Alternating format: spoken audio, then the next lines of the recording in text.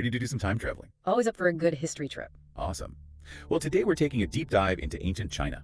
Ooh, dynasties and emperors, my favorite. I know you love this stuff. We're focusing specifically on the Han, Tang, and Song dynasties. And you wouldn't believe the stories about how they chose their emperors. You'd think it was something that important. Yeah, like who's gonna rule the whole empire? Exactly. You'd think they'd have a super clear system, right? Makes sense, yeah. Like, eldest son inherits, boom, done. Case closed. You'd think so, wouldn't you? But history It's never that simple. rarely that neat and tidy. No way. It turns out that in ancient China, things were a lot more complicated Oh, I bet. and a lot more interesting. I am all about interesting. So tell me, what made this whole succession thing so complex? Well, for starters, the assumption that eldest son inheritance. Like the oldest kid gets the throne no matter what. Right, that was automatically the best or most stable system. Isn't necessarily true. D. All right, let's hear about the Western Han dynasty. That really challenged that idea. Give me the historical gossip. What went down? Let's start with Liu Bang, Okay, Liu Bang, the founding emperor. the OG emperor. He actually wanted to replace his heir apparent, So he's got a kid who's supposed to take over. Liu Ying, Liu Ying, got it. who was, yes, his eldest son. So he, following the eldest son rule, at least at first. He wanted to change his mind, though. But why? He ran into a major roadblock. What stopped him from making the change? It was all about power dynamics. Okay, so it's not just about who's next in line. Liu Ying's mother, Liu Zi, So the empress, got it. came from the incredibly influential Liu clan. Oh, so we've got powerful families in the mix now. And they were a force to be reckoned with. They must have a lot of sway. They were instrumental in Liu Bang's rise to power. So they helped him become emperor in the first place. And their support was crucial to maintaining stability in the newly established dynasty. So basically, you don't mess with the Liu clan. Deposing their son would have been a huge political risk. It's like that old saying, keep your friends close, but your enemies closer. Maybe more like, don't make an enemy of the family who helped you get to the top. Aha, good point. So it wasn't just about following the rules, it was about keeping the most powerful family in the empire happy. Exactly. Realpolitik at its finest. This situation really highlights how realpolitik often trumped whatever the ideal succession system was supposed to be. Interesting. So even with a seemingly clear rule like eldest son inheritance, things could get pretty messy. And this wasn't a one-off situation either. There are other examples from the Western Han dynasty that show just how much these power struggles shaped who ultimately wore the crown. Okay, so if Liu Bang couldn't just swap out his heir, how did other emperors navigate the system? Did any of them manage to break free from the eldest son rule? Some did, and their stories are quite intriguing. Take Emperor Wen of Han, for example. Okay. He wasn't a direct heir, more like a conveniently placed son, whose rise coincided with a sudden, let's say, distancing. Distancing. From who? From the Liu clan.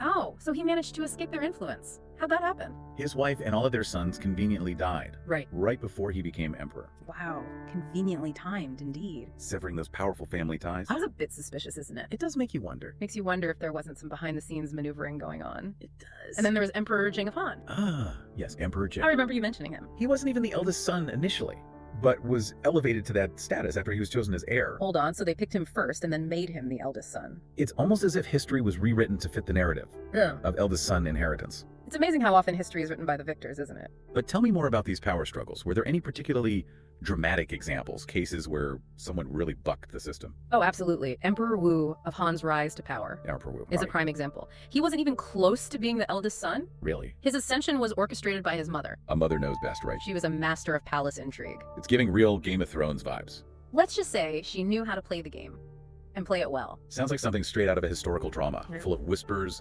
alliances, and maybe even a little bit of sabotage. So we've got emperors going against the grain, powerful families pulling strings. Oh. Was there ever a time when they actually stuck to the eldest son rule in the Western Han dynasty? There were periods where they did, but interestingly enough, those periods often coincided with a decline in the dynasty's fortunes. So sticking to the rules didn't always work out so well. Emperors Yuan and Cheng, Yuan and Chang. both eldest sons, presided over an era marked by stagnation and a waning of the dynasty's power. That's interesting. It makes you wonder if those periods of stability might have masked deeper issues, like a lack of innovation or a resistance to change. That's a fascinating point. So maybe a little bit of palace intrigue and power struggles, as messy as they can be, could actually be signs of a dynamic and evolving system. It's certainly something to consider. It really makes you rethink those assumptions about what makes a strong and successful leader, doesn't it? It does indeed. But let's not forget about the other dynasties we're exploring today. How did the Tang dynasty, for example, handle this whole succession dilemma? Did they fall into the same patterns as the Western Han? Well, the Tang dynasty presents a more nuanced picture. They did have a decent number of eldest sons inheriting the throne, but the timing of when they adhered to that system and when they didn't is quite revealing. Okay, you've got my attention. Yeah. What's so revealing about when they stuck to the eldest son rule and when they didn't? The early Tang dynasty, a period marked by significant growth and territorial expansion, actually saw a lot of non-eldest sons ascending to the throne. It's almost as if that bit of instability, that competition for power, fueled their dynamism. So maybe there's something to that idea that a little bit of palace intrigue can actually be a good thing, as long as it doesn't completely destabilize the empire, of course. It's an interesting correlation, isn't it? And it makes you wonder about the trade-offs between order and dynamism. Then, in the Middle Tang period, when eldest son inheritance became more common, things settled down, stability was achieved. But some argue that the dynasty also lost some of its earlier momentum. Ah, so it's that stability versus stagnation dilemma again. Seems like finding that balance was a challenge for all these dynasties. And then, of course, you have the late Tang period, where things get really messy. Eunuchs, essentially high-ranking court officials, gained significant influence and began manipulating the succession process for their own benefit. Oh, so they're basically kingmakers at this point. You could say that. Sounds like a recipe for disaster. This period is marked by instability and a decline in the dynasty's power. It sounds like a cautionary tale about what happens when the system gets completely gamed. Okay, so we've seen how the Han Dynasty struggled with this issue, and how the Tang Dynasty had its own ups and downs. What about the Song Dynasty? Did they manage to figure things out? The Song Dynasty is a fascinating case study. They achieved remarkable stability over 300 years, with 15 emperors, and remarkably smooth transitions of power. Wow, 300 years of stability. That's impressive. They must have had some secret sauce. They had a different approach, one that focused on early planning. And, surprisingly, limiting the power of the heir apparent. Limiting the power of the heir apparent, that seems counterintuitive. Wouldn't you want to give your future leader as much experience as possible? That's what's so interesting about their strategy. In previous dynasties, crown princes often had their own courts, officials, and even armies. Wow, a mini emperor in the making. This created a huge incentive for rivalry and power struggles. So basically setting them up for conflict from the start. It was like dangling a giant piece of candy in front of a group of children and expecting them not to fight over it. Yeah, that never ends well. So the Song Dynasty decided to remove the temptation altogether.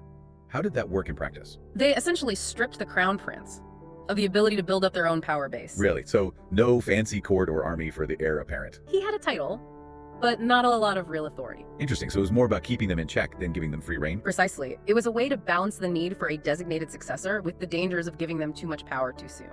I can see how that would help reduce some of the drama. This made him less of a target for ambitious rivals and helped to maintain a more stable political environment. That's a clever strategy. Yeah.